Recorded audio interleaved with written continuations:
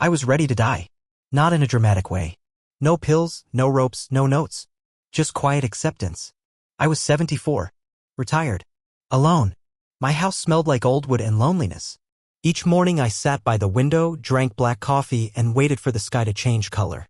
That was my thrill, watching the sunrise like it was a new episode of a show I didn't even like. Then the letter came.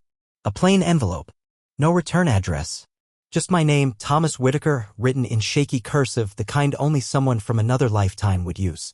I almost tossed it in the trash, thinking it was junk. But something about it made my hands tremble. I opened it. Slowly. Inside was a single sheet of paper. Yellowed. Folded twice. The ink was smudged but readable.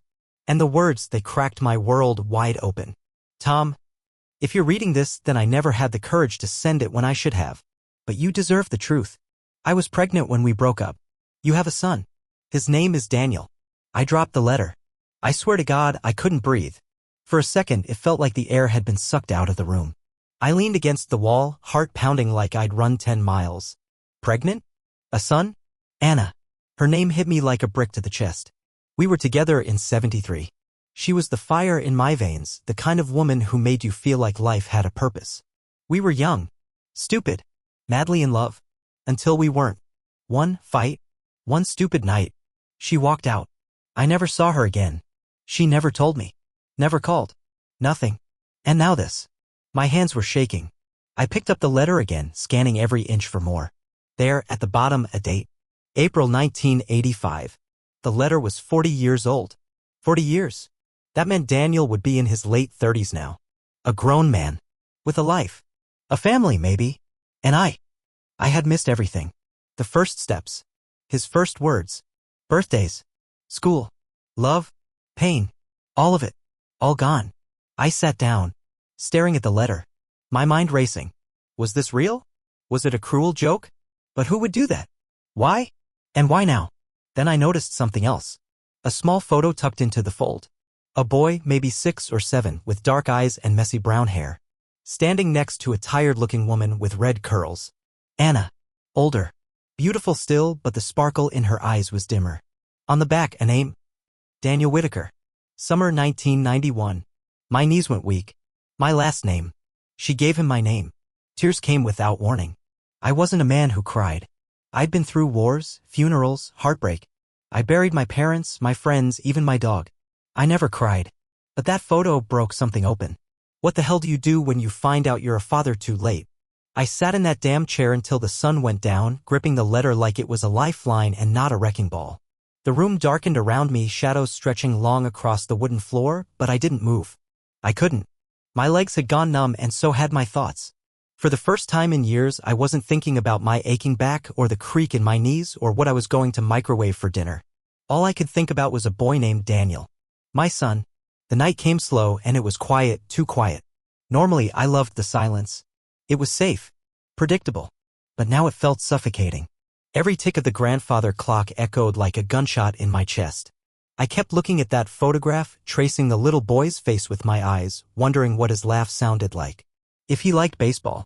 If he had my temper or his mother's patience. God, did he know about me? Had Anna told him? Or had she kept me locked in the past like some dirty secret buried in a box of regret? I needed answers. But Anna was gone. That much I knew. A quick Google search years ago, in one of my rare fits of nostalgia, had brought up her obituary. She died of breast cancer in 2006. No mention of a husband. No mention of a son. Just a short paragraph about a beloved teacher and how she touched many lives. Nothing about our life. Nothing about me. But now here he was. Daniel. Real. Breathing. Out there somewhere, living a life I was never part of. I couldn't sleep that night. I walked circles around the house until my feet throbbed. My mind kept replaying old memories like a broken film reel. Anna laughing in the passenger seat of my '68 Mustang. The way she used to rest her head on my chest while we listened to Marvin Gaye on vinyl. The day we broke up, I remembered every second. Every word. The slam of the door. The silence that followed. How could I have been so blind? I thought about throwing the letter away. Pretending I never saw it. What could come from digging up ghosts? I was an old man. My hands shook when I buttoned my shirt. What kind of father could I be now? What kind of anything? But deep down I knew the truth. This wasn't about me. It was about a boy who grew up without a father. A man now walking through life with a hole in his heart, maybe never knowing why. Or maybe hating the man who left. The man he thought didn't care. I had to find him. I had to. So the next morning I made a decision. I dug out my old laptop, the one I barely used except to pay bills and watch old westerns, and I started searching. I typed Daniel Whitaker, born 1980s. Mother, Anna Carter. Boston. I hit enter. Thousands of results. Most were garbage. LinkedIn profiles, obituaries, articles about people I didn't know. I scrolled for hours, eyes dry, back aching. But then I found something, a blog. A small one. Written by a man named Daniel Carter Whitaker. No photo. But the writing. It stopped me cold. One post was titled, The Father I Never Knew. I clicked. And as I read the first few lines, my whole world tilted. He left before I was born. I don't even know his name. My mother never talked about him. Just once, when I was 12, I found a letter addressed to a Tom. She ripped it from my hands before I could read it. That was the only time I saw her cry. My throat closed. My hands trembled. I could barely keep reading. I used to imagine he was a hero. Then I imagined he was a coward. Now I don't imagine at all. He's just a hole. A blank space in the story of my life. I leaned back, pressing a hand to my chest, trying to breathe. That hole, that was me. I don't know how long I sat there after reading that post. An hour. Maybe 2. Tom stopped meaning anything. The words kept echoing in my skull like a voice shouting inside a cave. He's just a hole. That line, it gutted me. Because no matter how many justifications I wanted to scream, no matter how many excuses I could have cobbled together to explain the decades of silence, nothing could erase the fact that I wasn't there. Not for the late-night fevers. Not for the scraped knees. Not for the father-son talks about girls or heartbreak or how to fix a leaky faucet. I wasn't there for the big moments or the little ones. I was a ghost. A shadow. A blank space in a boy's story. And that boy had grown into a man without me. But now I was here. He was out there. And I had a chance to do something. I printed the blog post and placed it beside Anna's letter like they belonged together, 2 broken halves of a truth long buried. Then I got to work. I found the domain registrar for the blog and ran a trace. Took me a while, I'm not exactly a tech wizard, but eventually I followed the digital breadcrumbs to a small design company based in Portland, Maine. One of the listed employees? Daniel C. Whitaker. Senior web architect. My heart kicked into overdrive. I stared at the screen, palms sweaty, mind racing. Portland.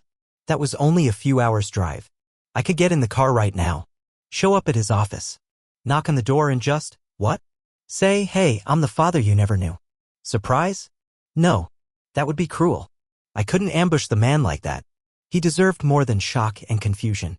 He deserved a choice. A voice in the matter. He deserved the truth. But not dropped like a bomb. Not again. So I sat down and started writing. I poured everything into that letter. Not just facts or dates, but me. I told him about Anna. About how we met. How young and dumb we were. How losing her wrecked me in a way I never admitted to anyone. I told him I didn't know about the pregnancy, that if I had, nothing, no distance, no pride, no fear would have kept me from him. I told him I wasn't looking to barge into his life or make up for lost time. I just wanted him to know the truth. To hear it from me. By the time I finished, my hand was cramped and my face was wet with tears. I didn't know I'd been crying. I folded the letter, placed it in an envelope, and tucked in the photo of him as a boy. Then I wrote one line on the outside in careful, deliberate script. To Daniel Whitaker, from your father, Thomas. I didn't sleep at all that night. The next morning, I drove to the post office, handed the envelope to the clerk, and watched as it disappeared behind the counter. As I stepped out into the gray morning light, I felt hollow, but also lighter. Like I had exhaled after holding my breath for 40 years. Then came the waiting. Days passed. Then a week. No reply. I checked the mailbox every morning like a teenager waiting for college acceptance letters. Nothing. Not a call. Not an email. Not even a postcard telling me to go to hell. Just silence. And silence, I realized, was worse than anger. But then on a Thursday afternoon, as I was dozing off in my recliner, the doorbell rang. I shuffled to the door, groggy, not expecting anything. I opened it. And there he was. Tall. Late 30s. Strong jaw, dark eyes. Eyes that looked exactly like mine. He stood with his hands in his jacket pockets, unsure, stiff, like a man balancing on the edge of something he couldn't name. Are you Thomas Whitaker? He asked. My throat locked. I couldn't speak. I just nodded. He pulled in a sharp breath. I got your letter. We stared at each other. 1,000 things I wanted to say clogged my mind, all fighting to get out. But he spoke first. I don't know what this is supposed to be, he said. I don't know if I'm angry or relieved or just confused. But I needed to see you. I needed to know if you were real. I opened the door wider. My voice barely worked. I'm real, Daniel. I just wish I'd been real sooner. He didn't step inside right away. I watched his eyes scan the porch, the trees beyond the driveway, the peeling paint on the doorframe. It was like he needed to orient himself to make sure this wasn't some cruel dream. I could see the fight in his posture, every muscle taut, jaw clenched like a man preparing to be disappointed. Finally, after what felt like a lifetime, he exhaled through his nose and crossed the threshold. The moment he stepped in, the house felt different. Not warmer. Not brighter. Just alive. A presence. A disruption to the stillness that had haunted these rooms for years. I closed the door behind him gently, afraid that any loud sound might scare him off. I offered him coffee. He declined. Asked for water. I brought it in my best glass, the one I usually saved for holidays I didn't celebrate anymore. He sat on the edge of the couch like a guest in a funeral home. We talked. Not fast. Not deep. But we talked. It started with simple questions. He asked about my job. I told him I was a retired auto mechanic. I asked about his. He explained what a web architect does, though half of it went over my head. I asked if he was married. He said no, not yet. Then a long pause. I didn't dare ask if he had children, not yet. I didn't want to assume I had grandchildren without earning the right to that knowledge. But then he looked up at me, his expression unreadable, and said, my mom was right to keep me away from you. It hit me like a slap. But I didn't argue. Didn't defend myself. I just nodded slowly, my eyes never leaving his. She thought you didn't want me, he continued. That you left her. That you just walked away. I didn't know, I said, barely above a whisper. God, Daniel, if I had known. He raised a hand, stopping me. I believe you, he said. I didn't at first. I thought the letter might be fake. But the handwriting, the photo. I remembered it. I found it once in my mom's closet. She took it back before I could ask. I swallowed hard. There were so many things I wanted to say. So many apologies, explanations, years of silence to fill. But I knew I couldn't fix this with words. Not really. All I could do was sit there and be present for once. She talked about you once, he said after a long pause. The night before she died. She was drifting in and out on morphine. She called out your name, Tom. I didn't know who she meant. His voice cracked. I think she wanted to tell me. But she ran out of time. I felt the burn in my chest before I realized I was crying. I turned away, ashamed of the tears, but Daniel didn't flinch. He just sat there, breathing slow, watching me the way someone watches a forest fire from a distance, with fear, awe, and a little sorrow. Why now, he asked quietly. Why did you send the letter after all this time? I didn't answer right away. I stood, walked to the cabinet by the window, and pulled out the envelope. Anna's letter. I handed it to him with both hands, like an offering. He opened it slowly. Read it. His eyes moved across the page like he was afraid of what it might say. When he was done, he folded it carefully, almost reverently, and set it down beside him. I found it a few weeks ago, I said. Tucked in an old box. I don't know why she never sent it. Maybe she was afraid. Maybe she thought it was too late. But when I read it, it changed everything. Daniel nodded slowly, hands clasped between his knees. I don't know what I'm supposed to feel, he admitted. I've spent most of my life angry. Or numb. And now, I don't even know what this is. It doesn't have to be anything, I said gently. You don't owe me forgiveness. Or love. Hell, you don't owe me anything. But you have a right to know who I am. Even if all I can offer you is the truth. He looked at me then, really looked at me. And in that silence, something shifted. It wasn't forgiveness.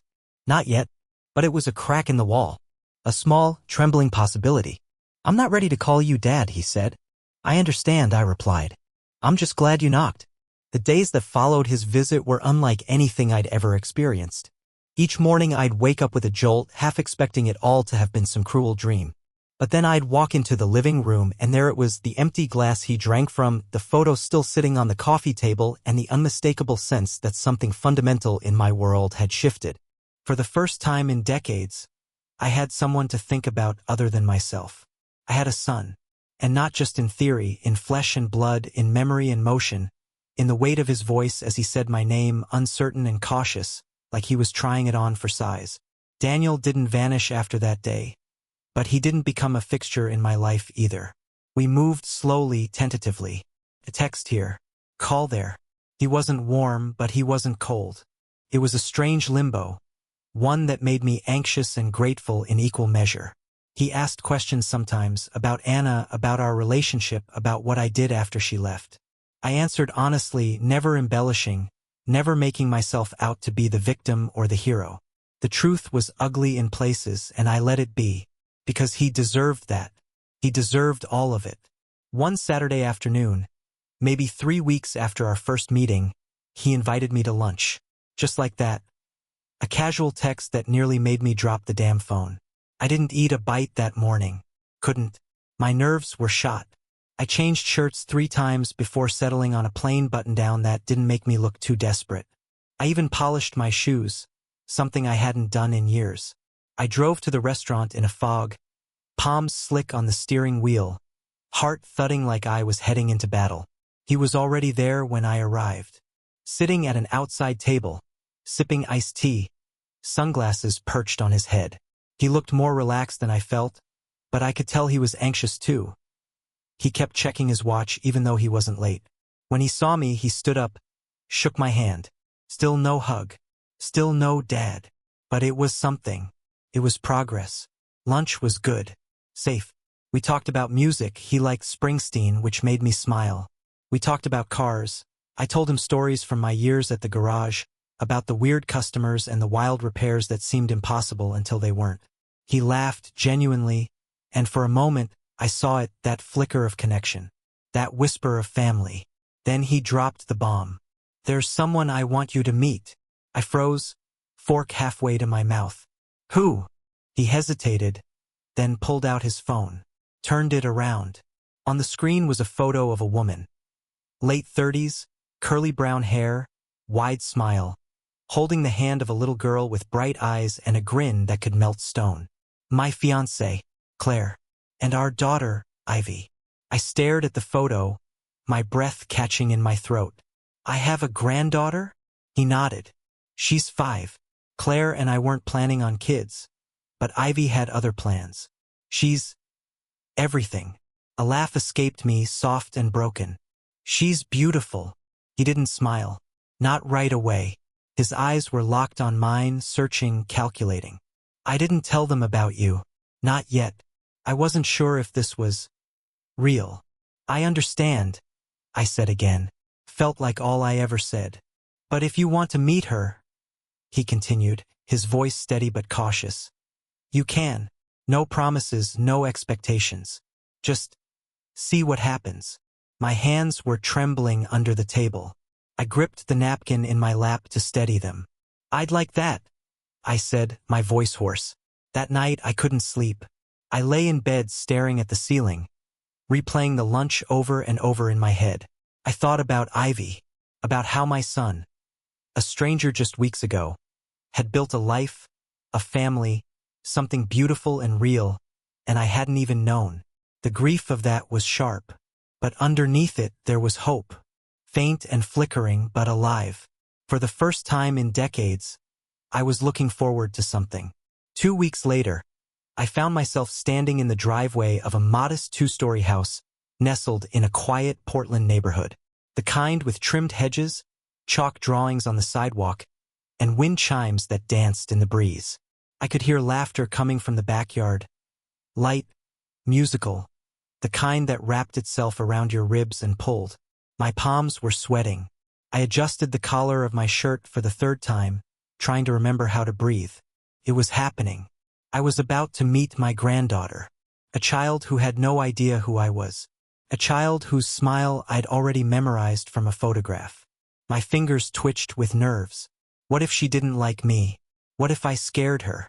What if she asked questions I wasn't ready to answer? The front door opened, and Daniel stepped out. He wasn't smiling, but there was a calmness in his eyes that hadn't been there before. He gave me a short nod and said, "She's out back. Claire's with her. You ready?" I nodded, though I wasn't sure if that was true.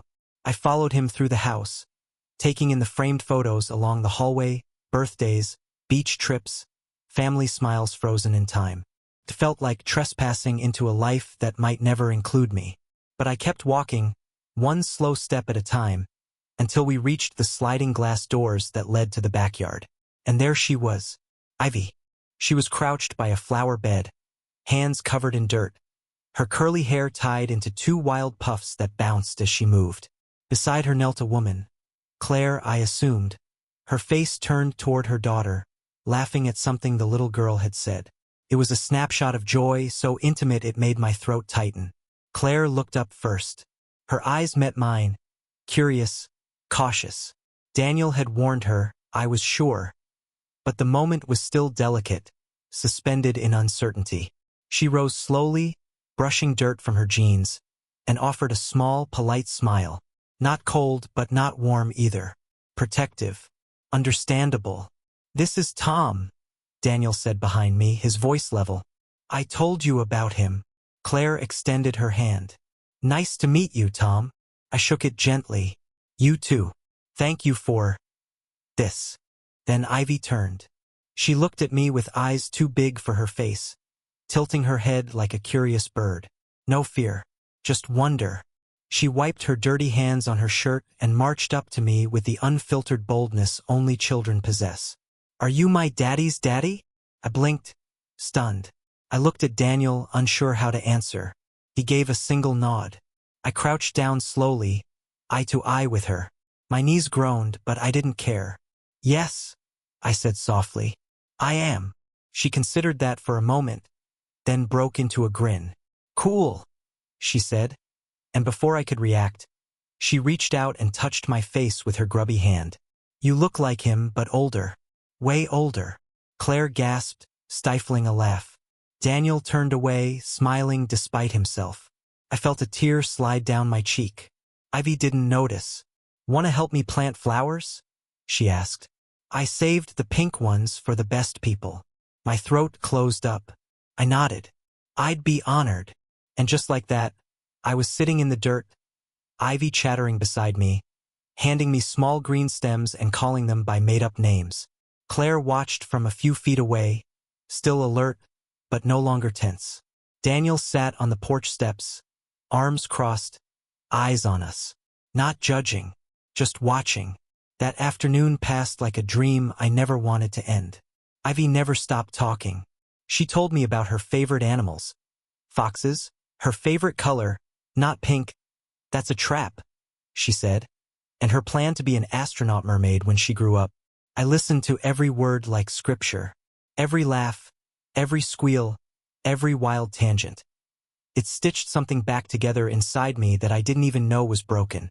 As the sun dipped lower and the shadows grew longer, Claire called her inside for dinner. Ivy waved, then ran off without a second glance. She didn't know what she'd done. She didn't know she'd given an old man something he thought he'd lost forever. Daniel stayed behind. He walked over and sat beside me in the dirt, his jeans stained now, but he didn't seem to care. He stared ahead, eyes distant. She likes you, he said finally. I like her too, I replied. He nodded, then added, that means something. We sat in silence for a moment, side by side, like father and son. Not strangers, not ghosts, just men, sharing a moment in a garden that, for once, wasn't full of regrets. After that afternoon in the garden, something shifted between us. It was slow, barely perceptible at first, like the way seasons change without you noticing until the leaves are suddenly red. Daniel started calling more often, sometimes just to ask about things he already knew. What oil to use in his car, how to repair a broken drawer, whether or not he should prune the maple tree in his yard. I knew those weren't real questions. I think he did too. But I answered them anyway, each one feeling like a stitch pulling us closer together. I didn't push. I never asked when I'd see him again, or Ivy or Claire. I let him lead. And in that space, in that patience, something real began to grow. A month later, he invited me to Ivy's kindergarten play. I nearly dropped the phone when he asked, "You want me to come?" Ivy insisted, he said. She told her teacher her grandpa was coming and he had the loudest claps. So, no pressure. I laughed. The sound surprised even me. I hadn't been to a school event since my niece's graduation in 1998. But that night, I found myself sitting in the third row of a small gymnasium, surrounded by parents in sweaters and folding chairs that creaked under old weight. The air smelled of crayons and apple juice. I clutched a program in my hands like it was made of gold. When Ivy stepped onto the stage, wearing cardboard butterfly wings and a crown made of glitter and pipe cleaners, she scanned the crowd for a second, then spotted me. She beamed right at me and gave a tiny wave, the kind only I would notice. I clapped until my hands stung. After the play, Claire introduced me to some of their friends as Ivy's grandfather. The word landed with such sweetness, it almost knocked me over. No one asked questions. No one looked at me sideways. I was just there, included, real, a part of something. Back at their house, Ivy crawled into my lap with a juice box in one hand and a crumpled program in the other. "You were the loudest clapper," she declared. "I told you I would be," I smiled. She studied me for a second, then whispered, "Can you come to my birthday too?" I looked at Daniel. He met my eyes, hesitated, then nodded once. I wouldn't miss it, I told her. And I meant it. That night, alone in my house again, I sat by the window with a cup of tea. I'd stopped drinking coffee after 2 p.m. on doctor's orders. I looked at the sky and thought about all the years I'd wasted. About the first steps I never saw, the lullabies I never sang, the scraped knees I never kissed. I let myself grieve all of it. But I also let myself feel something else, something I hadn't dared to feel in decades. Hope. Not the reckless kind. Not the kind that expects miracles or happy endings. Just the quiet kind. The kind that comes from showing up. From doing the hard thing again and again because it's the right thing. From planting something in the dirt, not knowing if it will bloom, and doing it anyway. Daniel never called me Dad. But one evening, he called while I was watching an old Clint Eastwood movie, and before hanging up, he said, "Talk soon, okay, Pop?" It took me a second to realize what he'd said. And when I did, I sat in stunned silence, heart pounding in my ears. Pop. Not Dad. But something. And it was enough. The following months were filled with moments that didn't feel dramatic or cinematic, but to me, they were everything. Small, quiet triumphs stitched together by the delicate thread of a second chance. Daniel and I began talking regularly, not out of obligation or guilt, but because we genuinely wanted to. Sometimes he'd call to rant about work or ask for advice on household repairs. Other times, we'd say nothing much at all, just share the silence, punctuated by the occasional chuckle or sigh, like old friends rediscovering something long buried beneath years of silence and misunderstanding. Ivy, on the other hand, had no patience for slow healing. She barreled into my life like a storm wrapped in glitter and questions. She started calling me Gramps one day while we were playing Candyland, and the name stuck. She'd draw me pictures, stick figures with wild hair and lopsided hearts, and demand I tape them to my fridge. She asked me the kind of questions only a 5-year-old could dream up. Why do old people shrink? Did dinosaurs have grandpas? Do clouds ever get tired of floating? And I answered them all like they were gospel. There was one afternoon in particular that I'll never forget. Ivy and I were sitting on the back porch, the sun warm on our faces, eating popsicles, orange for her, cherry for me. She looked up at me out of nowhere and asked, "Did you love my daddy when he was little?" The question stabbed me in the chest.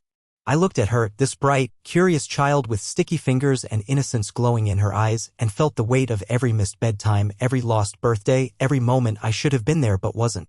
My voice was thick when I answered. "I didn't get to know him when he was little, sweet pea," I said. "But I love him now. With all my heart." She nodded thoughtfully, as if filing that away in her brain next to facts about dinosaurs and gravity. "That's okay," she said finally. "He's still little inside sometimes. He still gets scared when he has to talk in front of people." I laughed, not because it was funny, but because it was so deeply, achingly human. "Then I'll just have to be there for him now. For the parts that still feel little." "Good," she said, swinging her legs. "You're good at being here." It was the simplest sentence, but it hit me harder than any confession, any apology, any revelation ever had. You're good at being here. That's all she needed from me. Not perfection. Not a past rewritten. Just presence. From then on, I started showing up for everything I could.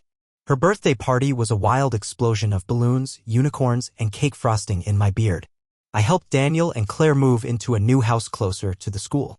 I fixed the leaky faucet in their kitchen, taught Daniel how to patch drywall, and helped Ivy build her very first birdhouse, a crooked little thing she proudly declared a mansion for birds who like to party.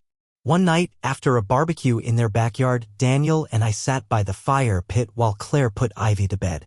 The fire crackled between us, throwing shadows on our faces, and the air was thick with the smell of smoke and grilled corn. He stared into the flames for a long while before he spoke. You know, for most of my life, I imagined my father as this outline, a shape I couldn't fill in. Sometimes he was a villain. Other times he was just a blur. But lately you've been becoming a real person. I didn't respond right away. My throat was tight.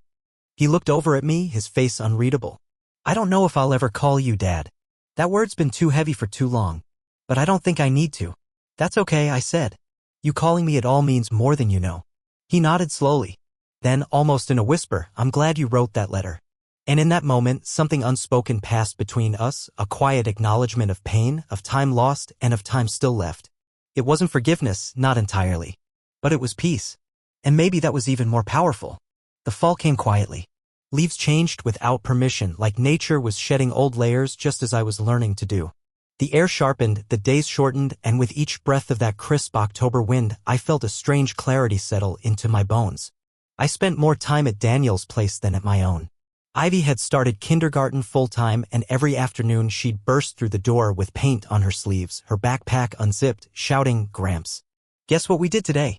Sometimes it was finger painting, other times it was learning how to count in Spanish, but whatever it was, she told it like it was a headline. She made me feel like I mattered in the smallest, brightest ways. One Thursday evening, after helping Claire assemble some IKEA shelves while Daniel fought with a tangled bundle of Ethernet cables, Ivy dragged me to her room. It was pink and purple and chaotic, like a fairy tale had exploded inside four walls. She sat me down on the floor beside her tiny desk and handed me a paper crown she'd made out of construction paper and glitter glue. "You're the king now," she declared. But only until bedtime. I wore that damn crown like it was a crown of gold. We built a fort out of blankets and pillows, and inside that dim little kingdom, lit by a flashlight and the glow of her nightlight, she told me secrets, the kind only 5-year-olds know how to tell. That she thought her teacher was part robot because she never blinked. That she wanted to grow up to be a vet or a fairy, whichever paid better. And then, after a long pause, she whispered something that pulled the breath right out of my lungs. "I think you were hiding before. Like a bear in a cave. But I'm glad you came out." I don't know how she knew. Maybe children see truth the way we can't, not through logic, but through feeling. I kissed her forehead, tucked her in, and sat with her until her breathing steadied and the glitter crown slipped off my head and onto the floor. Later that night, Daniel and I stood in the kitchen washing dishes. He didn't say much, just passed me a soapy plate and a towel. But as we moved through the quiet ritual, something occurred to me: we become a team. In the most ordinary way. And sometimes the ordinary is what saves you. Ivy told me I was a bear in a cave, I said, chuckling. Daniel smirked, not looking up from the pan he was scrubbing. Sounds about right. She's something else, I said softly. You and Claire, you've raised a miracle. He set the pan down and finally looked at me. You helped, he said. More than you know. That simple statement nearly undid me. Because I had always thought my role in life, whatever little part one played, had already ended. That my story was already told, printed, and shelved. But here I was, writing new chapters, not with a pen, but with every ride to school, every bedtime story, every damn glitter crown. I was part of something again. A few days later, I was at the local hardware store picking up screws for a broken drawer at Claire and Daniel's when I ran into an old neighbor, Paul, someone I hadn't seen in nearly 20 years. We exchanged the usual pleasantries, but then he asked me the question that used to bring pain. You got any kids? I froze. The old me would have dodged it. Would have said no. Would have laughed it off, shrugged, moved on. But I didn't. Not this time. I do, I said. A son. His name's Daniel. And a granddaughter, Ivy. Paul's face lit up. Well, I'll be damned. That's great, Tom. And it was great. It was more than great. It was everything I never knew I needed. That night, I sat at my kitchen table with a cup of tea and opened a new journal, one Claire had given me on Father's Day. I flipped past the first blank page, picked up my pen, and wrote. October 14th, today, I told someone I have a son. And for the first time in my life, it felt true. It wasn't just a sentence. It was proof. That I had emerged from the cave. That I had come back to life. Thanksgiving came, and with it, the kind of warmth that goes deeper than the heat of an oven or the crackle of a fire. It was my first holiday with a family in nearly 4 decades. The house was buzzing with noise, Claire juggling a dozen dishes in the kitchen, Ivy running wild in a paper pilgrim hat she'd made in school, and Daniel playing referee between a half-cooked turkey and a stubborn oven that refused to heat evenly. I stood in the middle of it all, apron around my waist, holding a wooden spoon and feeling more at home than I had ever felt in any house I'd lived in alone. Claire had insisted I make something, a signature dish, she called it. So I brought out my old recipe for cornbread stuffing. It was the only thing I remembered my mother making every single year without fail. The scent of sage and butter forever etched in my memory. As the smell filled the kitchen, Daniel walked by, paused, and said, "That smells like home." It was such a simple phrase, so casually said, but it landed in me like a lightning bolt. Because this was home now. This chaos. This mess of love and laughter and burnt pie crusts and mismatched silverware. This was what I had been missing, aching for, without even knowing it. We sat down to eat, the five of us. Claire's sister had joined with her partner, and Ivy insisted on leading the grace, her hands clasped tightly, eyes shut in a theatrical performance that made us all smile. She thanked God for food, and my toys, and my mommy and daddy, and Gramps who came out of his cave, and also Turkey. The room broke into quiet laughter, but I couldn't laugh. My eyes welled up. That little girl had more insight in her tiny fingers than most adults I'd ever known.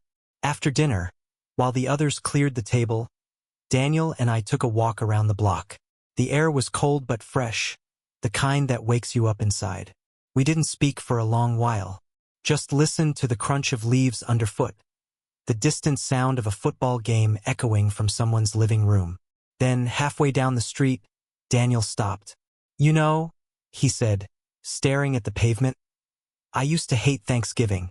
After Mom died, it just became another day to pretend everything was fine." "I understand that," I said gently. "But this year," he glanced over at me, "this year felt different." I nodded. "Because we're trying." He looked at me, really looked at me, and then did something he hadn't done before. He reached out and placed a hand on my shoulder. "Yeah," he said, "and I'm glad you're trying too." That touch, that small gesture, meant more than words ever could.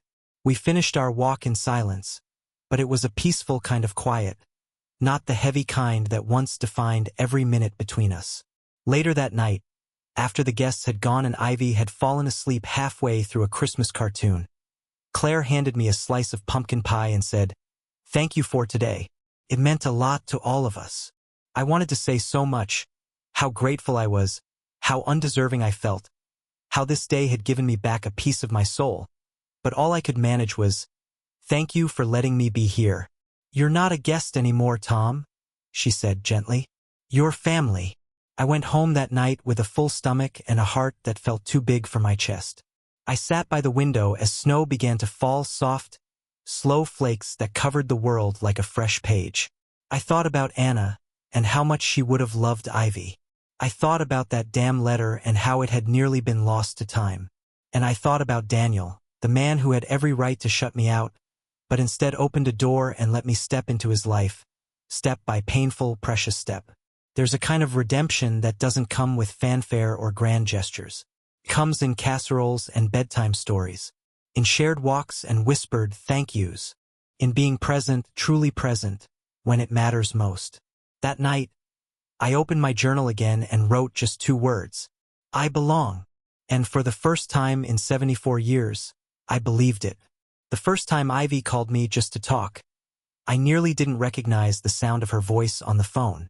It was a Sunday morning, the kind I usually spent alone, sipping lukewarm tea and reading yesterday's news.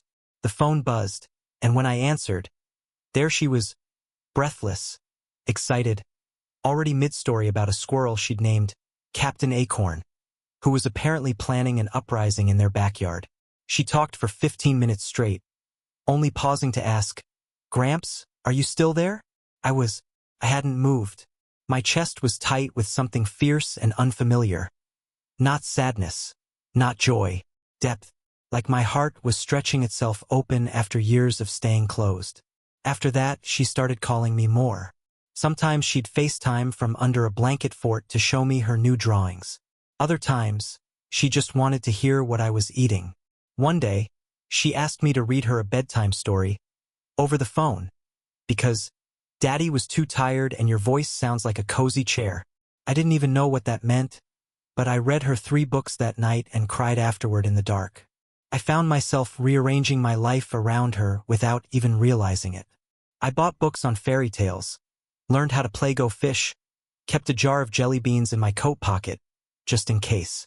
My house, once sterile and silent, now had a corner filled with coloring books and glitter glue. Ivy had claimed it as her office. I never touched it. It was sacred. And Daniel, he changed too. Not overnight. Not in any obvious way. But slowly we found a rhythm. He started showing up at my place without calling first, always under the pretense of borrowing a tool or needing help with something trivial, but I could see through it. He just wanted to be there. We talk about real things sometimes. Anna, life, regrets. But more often we talked about Ivy, about how terrifying and beautiful it is to raise a child, about the weird little questions she asked, the faces she made when she was lying. One evening, while we were changing the oil in his car, he asked me, "Did you ever want more kids?" The question caught me off guard. I wiped my hands on a rag, thinking, "I wanted a lot of things," I said finally, "but I never thought I deserved them." He didn't respond right away, just nodded, lips tight, eyes distant. "You know," he said slowly, "I used to think I was broken, that something in me got twisted because I didn't have a father. I blamed you for a long time, maybe too long." "You had every right," I said quietly. "Maybe, but blaming you didn't fix anything.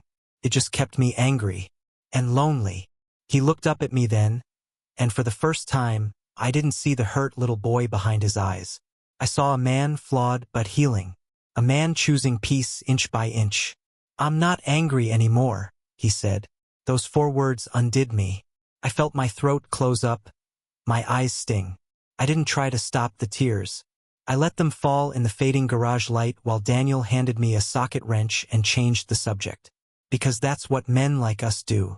We speak through action, through presence, through shared silence. Later that night, as I sat on my porch alone, wrapped in an old flannel blanket, I thought about Anna. I imagined her sitting beside me, sipping tea, watching the stars. I wanted to tell her everything, about Daniel, about Ivy, about the life I was finally learning to live. I wondered if she'd be proud, if she'd forgive me, if she'd say, "It took you long enough, Tom." And I'd answer, "I know, but I'm here now," because being here, really here, was all I had left to give. And finally, it was enough. That winter was the first in years that didn't feel cold. The snow came early, thick, heavy blankets that silenced the world and painted everything in soft white. I used to dread winter, the isolation, the gray days, the long nights that seemed to stretch endlessly into nothing. But now winter felt like an invitation, an excuse to sit by a fire with Ivy curled up beside me, her small fingers tracing the lines on my palm, asking if I got my wrinkles from thinking too hard. We'd build snowmen in their backyard until our cheeks turned red and our noses ran, then thaw out with hot cocoa that was mostly marshmallows. I bought her a bright red sled and pulled her down the slope behind their house so many times I lost count. She screamed with joy every time, yelling, "Faster, Gramps, faster," and I'd run like hell, panting, knees aching, but laughing harder than I had in decades. One evening, as Christmas approached, Claire invited me to stay for dinner. Just a normal Tuesday. Nothing fancy. Daniel grilled steaks in the snow. Ivy decorated cookies with more icing on her face than on the treats. And I sat in the warm chaos of that kitchen feeling something I hadn't felt in 74 years. Safety. Not the kind that comes from locks or alarms, but the kind that comes from knowing you're wanted, included, loved. After dinner, Ivy insisted we all watch The Polar Express. I hadn't seen it before, but she knew every line by heart. Halfway through, she climbed onto the couch beside me, her head on my chest, one sticky hand wrapped around my thumb. I looked over at Daniel, who was sitting across the room with Claire, their hands lightly touching, a softness in their posture that said, "This is our world, and you're part of it now." When the movie ended, Claire scooped Ivy up and carried her to bed. Daniel stayed behind. He poured us each a small glass of whiskey, not much, just a quiet nightcap, and we sat by the fire in silence for a long time. Then, almost out of nowhere, He asked, "Do you ever think about what your life would have been like if Anna had sent that letter back then?" The question hit me like a gust of wind. I stared into the flames, the whiskey warming my chest. "All the time," I said. "But I think about what it would have meant for her more. Raising a son without help, hiding the truth, carrying that alone. I don't know what she went through. I'll never know.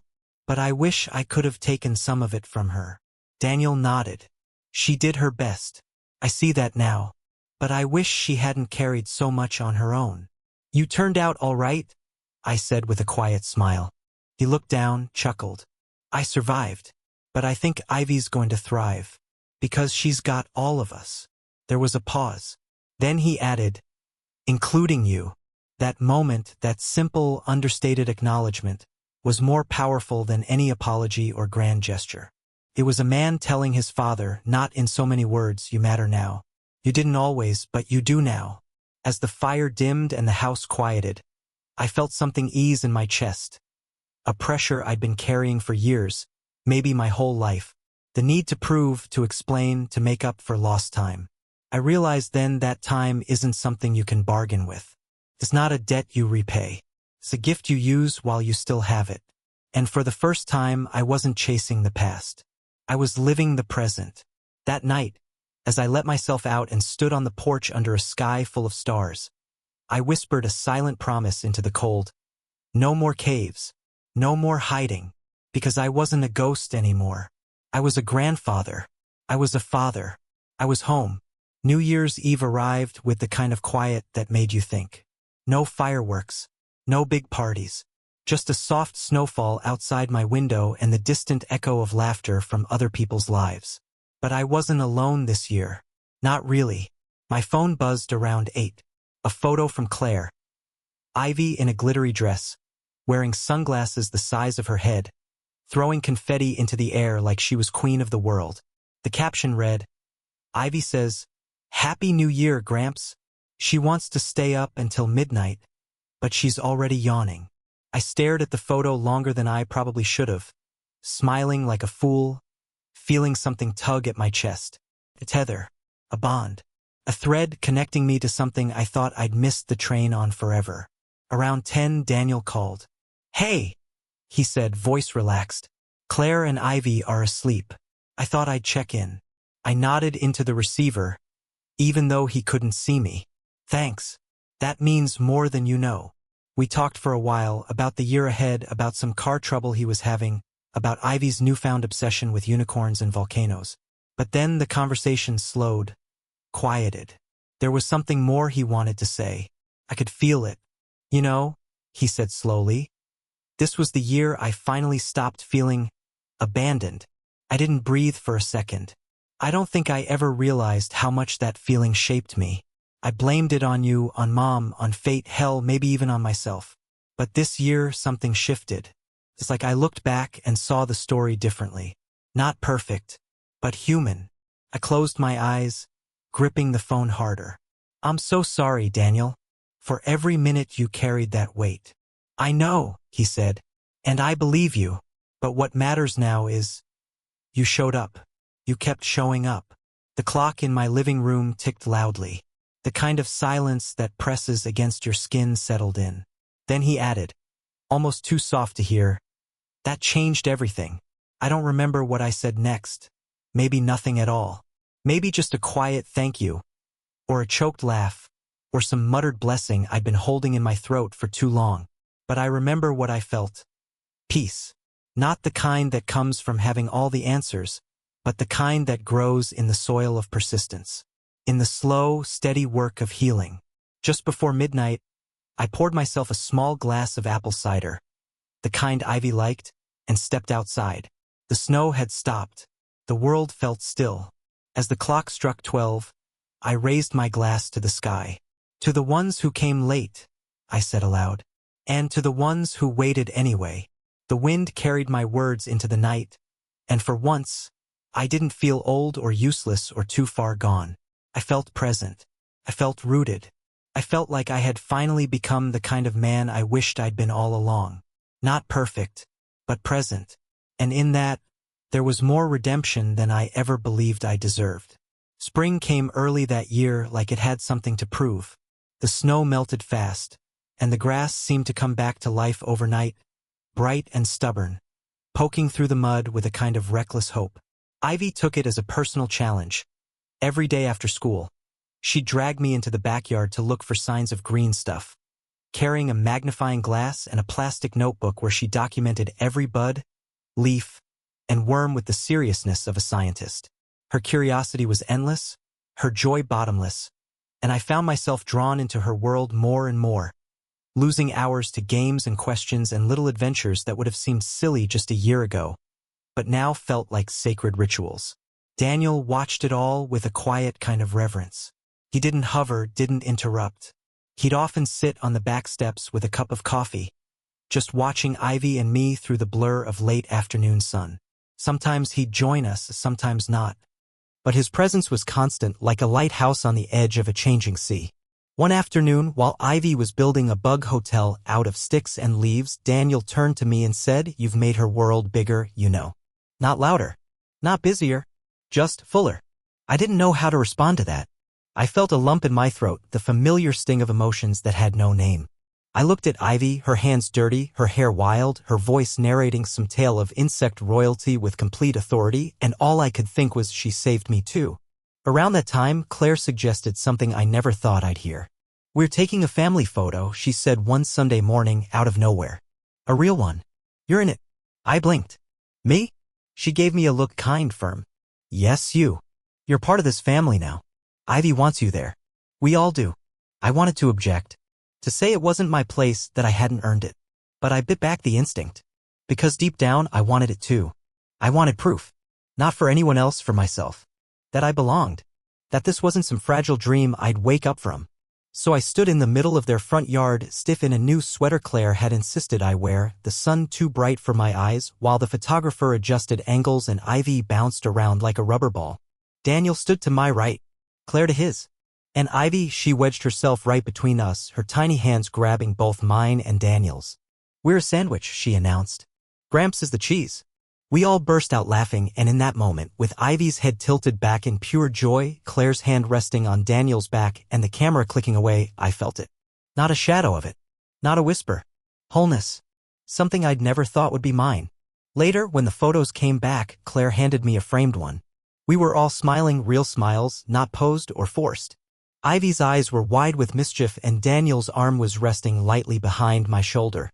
I looked at it for a long time before finding a spot for it in my living room, right above the fireplace where the silence used to live. One night, sitting across from Daniel on the porch as Ivy slept inside, I asked him, "Do you think Anna would have approved of this? Of us?"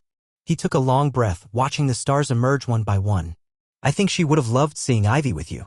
And I think she would have been proud of us both for not letting the past decide everything." I nodded, heart heavy and full all at once. "I wish I could tell her I'm sorry." "She knew," he said simply. "Maybe not then. But she knows now."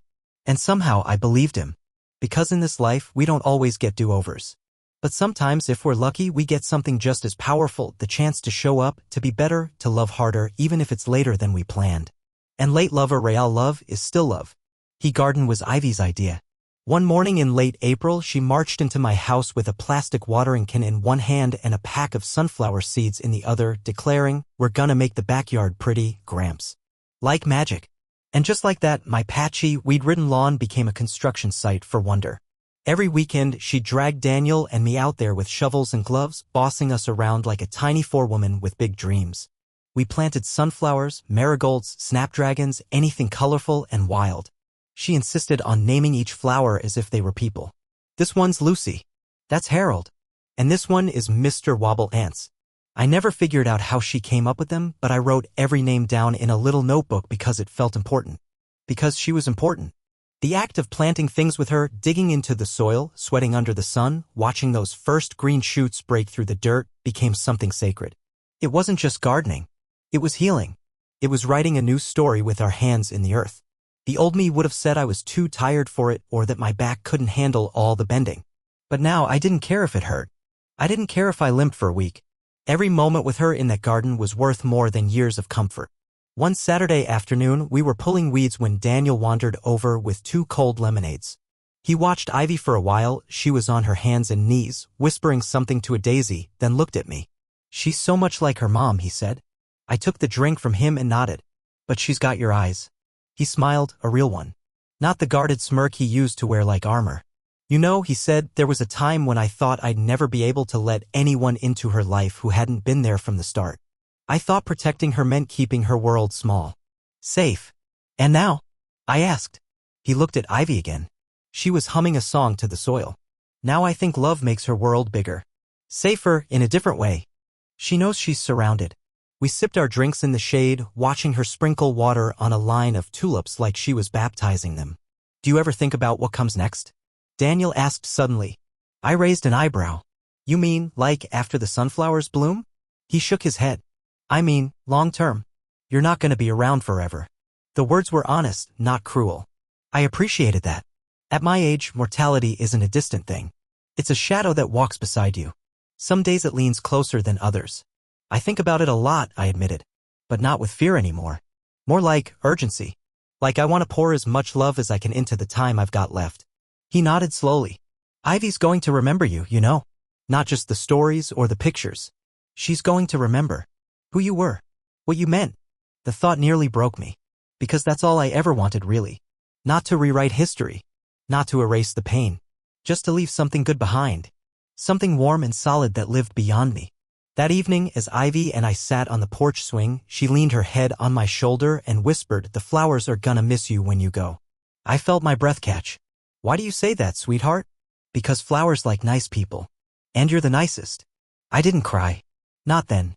But when she fell asleep in my lap a few minutes later, I looked out at our little garden, wild, imperfect, blooming, and let the tears fall quietly down my cheeks. Because maybe that's all any of us really want, to be remembered as someone the flowers would miss. Summer arrived with a quiet kind of fire, warm, golden days that stretched long into the evening, the air humming with the sound of sprinklers, cicadas, and distant laughter. Ivy's world bloomed along with the garden. She ran barefoot through the yard with painted toenails and grass stains on her knees, her joy spilling out in shrieks and songs, turning each day into a celebration of life itself. She had a way of living that reminded me how much I'd forgotten, how to be fully present, how to notice the way the wind moved through the trees, how to let yourself laugh from your belly without shame. We started a new tradition that summer, Gramps Days. Every other Saturday, I'd pick her up early in the morning and we'd spend the whole day doing something, anything, just the two of us. One time we went to the zoo and she insisted on waving to every single animal like she knew them personally.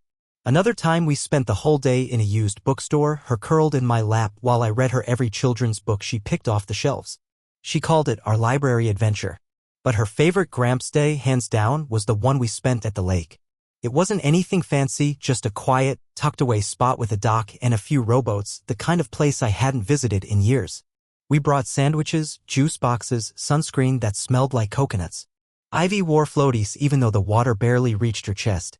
I sat on the edge of the dock with my feet dangling in the water while she splashed around, singing to the fish and pretending to be a pirate queen. At one point she climbed up beside me, dripping wet, cheeks flushed with sunshine and excitement. "Gramps," she said seriously, "if you ever get too old to walk, I'll pull you around in a wagon." I laughed so hard I nearly fell into the water. "That's very thoughtful of you." "I'll make sure it has pillows," she added, "and snacks. And a cup holder." That image of my tiny granddaughter pulling me through life in a wagon full of snacks nestled itself into my chest like a sacred memory. I couldn't stop thinking about it. Because somewhere in her wild imagination she had made space for me. Planned for me. Loved me enough to picture me in her future. That night, after I dropped her off, Daniel walked me back to my car. He looked tired, parenting tired, not the kind of exhaustion that breaks you, but the kind that deepens you. "She talks about you nonstop," he said. "At school. At home. To strangers." "I hope she's telling the good parts," I joked. "She is. But she also told her teacher that you were born in the 1800s. We both laughed and then he grew quiet. "Thoughtful. You're good for her," he said. "But more than that, you're good for me." I looked at him, waiting. I didn't know how much I needed this, he admitted. Not just the help. The presence. I didn't realize how much of my life I lived waiting for someone to show up. And now you're here. And it matters more than I ever expected. I didn't say anything right away. I reached out, clapped a hand gently on his shoulder, and just stood there with him in the fading light, two men trying their best in a world that doesn't come with instructions. Later, at home, I sat in my favorite chair and opened my journal again. July 12th, I used to think the world had already decided who I was. But Ivy. Daniel, they're showing me I can still become. Not something new. Just more. The days kept coming. And for the first time in my life, I didn't dread their passing. I welcomed them. I lived them. Because I had found my purpose. Not in fixing the past, but in nurturing the present.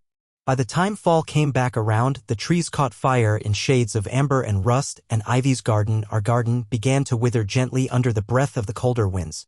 The flowers drooped but didn't die in vain, their seeds scattered into the soil, hidden, waiting. Everything in nature seemed to echo the same quiet lesson: what grows must rest, and what rests is never truly gone. Ivy didn't take the change lightly. She cried when the sunflowers bent their heavy heads toward the earth, and I held her in my arms, explaining that even the most beautiful things need time to sleep. She nodded solemnly and said, "Like bears in caves again." I smiled at that, marveling at how everything seemed to come full circle through the eyes of a child. We spent more time indoors as the weather cooled. Game nights, story hours, cookie experiments that left the kitchen looking like a flower bomb had gone off. I'd sit with Claire at the dining table while she worked on her laptop, and I helped Ivy with her very serious coloring projects, which she insisted required adult supervision and occasional consulting.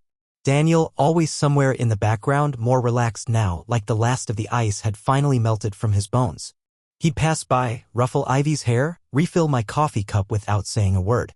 The gestures that meant more than whole conversations. But I could feel something building in him, something he hadn't said yet. There was a shift in his energy, a weight behind his glances. One Saturday morning, he asked if I wanted to take a drive with him. Just the two of us. I said yes, of course, and we ended up on the highway with no real destination, just the open road and the quiet hum of the engine filling the spaces between us. "I've been thinking," he said finally, eyes fixed on the horizon. "About my name." I turned slightly. "Your name?" "My last name. Whitaker. I always hated it. Not because it was yours, I didn't even know it was yours. It just never felt like mine.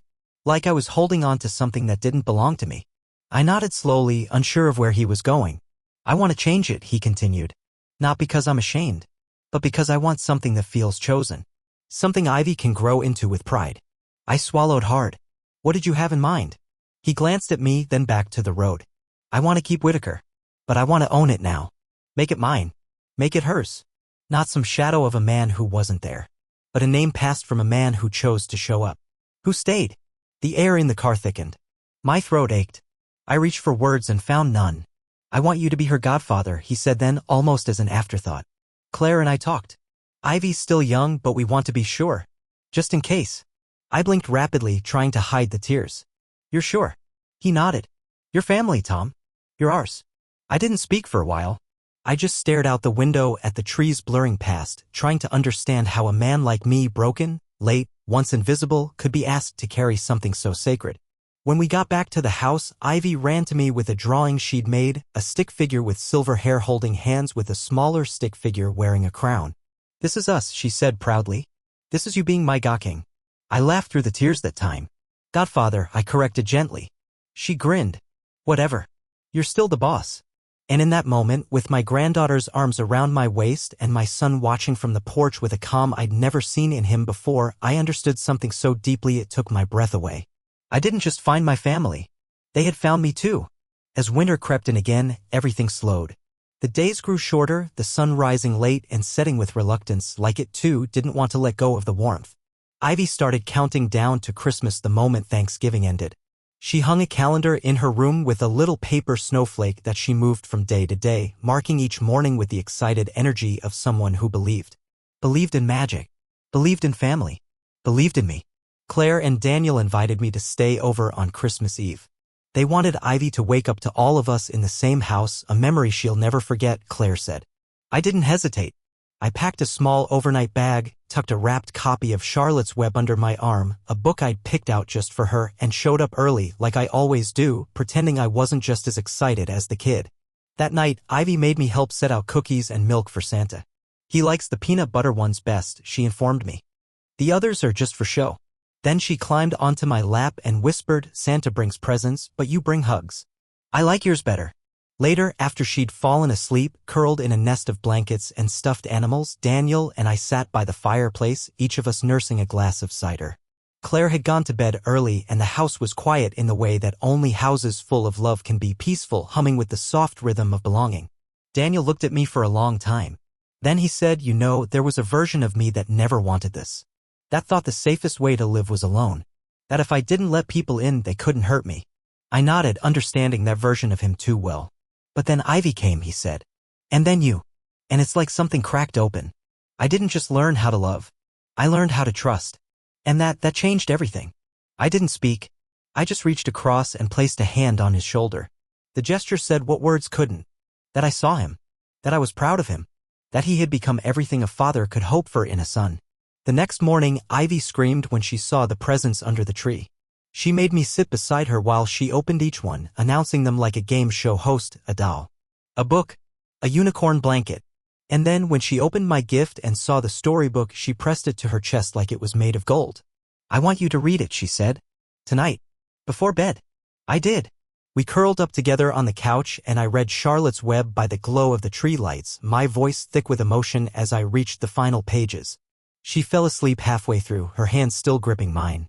And as I looked down at her, this little girl who had wrapped herself around the jagged edges of my soul and smoothed them with love, I felt something I had never fully understood until now. Legacy. Not the kind you leave behind in a will or carved on a tombstone. The kind that's etched in laughter, in bedtime stories, in the safe spaces you create in someone else's heart. That night, before going to bed, I stood alone in the hallway and stared at a photo they'd hung near the stairs, our family photo. Me, Daniel, Claire, and Ivy. All of us together, arms touching, smiles unforced. A family built from broken pieces and mended through grace. I reached out, touched the frame, and whispered, "Thank you, Anna. For everything. For him. For this." And I went to sleep knowing I had finally stepped fully into the life I was meant to live. Even if it came late. By the time Ivy turned 6, she had fully taken command of my heart. She was taller now, more opinionated, with a stubborn streak that Claire swore she got from Daniel, but I knew, deep down, had my fingerprints all over it. She was a force, bright, loud, endlessly curious, and wherever she went, joy followed. She no longer introduced me as Gramps to strangers. Now I was my Gramps, the best Gramps in the world. It didn't matter where we were, the grocery store, the library, the dentist's office. She said it with the confidence of someone who believed every word and expected everyone else to agree. And I did everything I could to live up to that title. We started having what she called serious talks on Sunday mornings over pancakes and orange juice. She'd ask things like, "Do animals dream?" Or "What happens when we die?" Or "If you could only eat one food forever, would you get sad?" I answered each one like it was the most important question in the world, because to her, it was. And every answer I gave, every moment I spent really listening, was another brick in the foundation we were building together, this strange, beautiful thing called trust. One morning, during one of these talks, she looked at me with those wide, honest eyes and said, "Gramps, were you always in our family?" The question made my breath catch. "No, sweetheart," I said slowly. "Not always. But you're in it now?" I nodded. "I am now. For good." She tilted her head, thoughtful. "So, families can grow even after they start?" "Yes," I said, smiling. "Sometimes the best parts come later." She considered this. "Like dessert." I laughed. "Exactly like dessert." Later that day, I stood with Daniel in the backyard, watching Ivy chase butterflies between the flower beds that had returned in full bloom. The sun lit her hair like gold. It felt impossible not to believe in miracles. "You ever think about writing it all down?" Daniel asked, squinting against the light. "Writing what?" I asked, though I already knew. "This," he said, gesturing. "Us. Everything. From the letter to now." I looked out at the garden, at the house, at the life I was living. At the man beside me who used to be a ghost in my imagination and now stood as real and solid as any bond I'd ever known. "I've thought about it," I admitted. "But I'm not sure anyone would believe it." He chuckled. "Maybe not. But that's not the point, is it?" I shook my head. "No, it's not. The point was never to be understood by strangers. It was to be here, to show up, to plant something real and tend it even if you were late. Especially if you were late." That evening, I started writing. Not for the world. For Ivy. For Daniel. For myself. I wrote about the day the letter came. The way it cracked me open. The way guilt mixed with hope and poured out of me like ink from a broken pen.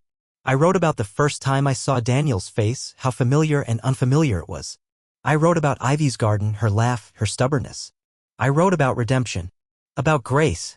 About how forgiveness isn't a gift we get, it's a gift we become when we decide to love anyway. Page after page, I filled the notebook until my hand ached and my heart felt a little lighter. And when I finished, I wrote one final line. I thought my story had ended. But the truth is, it had just begun. The last time Ivy and I sat in the garden that year, autumn was already creeping back into the edges of the world. The marigolds were fading. The wind had a cooler bite to it. She curled up beside me on the bench, a blanket wrapped around her shoulders, sipping warm apple cider through a straw because she still refused to drink anything the grown-up way. We watched the trees sway and the sky turn gold, and I knew deep in my bones that this moment, like all the best ones, would pass too quickly. Gramps, she said after a long pause, do you think the flowers will remember us when they grow back next year? I smiled, brushing a curl from her cheek. I think they'll remember you. And I think they'll be waiting. She nodded solemnly, the way only a child can when they believe the impossible is the most natural thing in the world. Then I'll tell them all the stories again. Just in case. I don't know when I started feeling tired in a different kind of way. Not the usual ache in the joints, or the slow mornings, or the skipped steps on the stairs. This was something quieter, something that settled into me like dusk, inevitable, soft, and complete. I didn't fight it. I had no reason to. My life, once so hollow, was full now, overflowing, really. With laughter and second chances and stories that deserved to be told. I left the notebook I'd been writing in on the shelf beside the fireplace, marked with a ribbon Ivy had given me, so you don't get lost in the pages, she said. Inside were all the pieces of this long, winding journey, the sorrow, the joy, the cracks, and the light that poured through them. I didn't tell Daniel or Claire I was writing it. Some things aren't meant to be announced. They're meant to be discovered quietly when the time is right. One night, not long after Ivy's 7th birthday, I fell asleep in my chair. The fire had gone out, the mug of tea beside me had grown cold. I remember dreaming of Anna, young again, laughing, her hair catching the sunlight the way it used to. She said nothing. Just smiled and nodded, like she'd been watching all along. That was the last night I needed to dream. When Daniel found me the next morning, the house was quiet. Peaceful. I was still sitting in my chair, the blanket Ivy had made me tucked around my shoulders. There was no fear. No drama. Just rest. Complete, gentle rest. They buried me under the old elm tree at the edge of the garden, the one Ivy used to call the thinking tree. Claire said it felt right, rooted, present, a part of the place where so much healing had happened. Ivy painted a stone to mark the spot. It was messy, full of color, with stars and flowers and one big word written in the middle, Gramps. At the memorial, Daniel read from the notebook. His voice didn't shake. Not once. He read the last line I had written, and when he finished, he looked up at the small crowd, family, neighbors, friends, and said, my father didn't come into my life the way most do. He came late. But he came with love. And that love changed everything. Ivy released a balloon that day, sky blue, shaped like a heart. She whispered something to it before letting it go, and we all watched as it rose into the sky, higher and higher, until it disappeared into the clouds. Some stories don't end. They just shift, soften, pass into other hands. Mine did. And I left knowing that in the hearts of the people I loved, I wasn't a blank space anymore. I was a chapter worth remembering.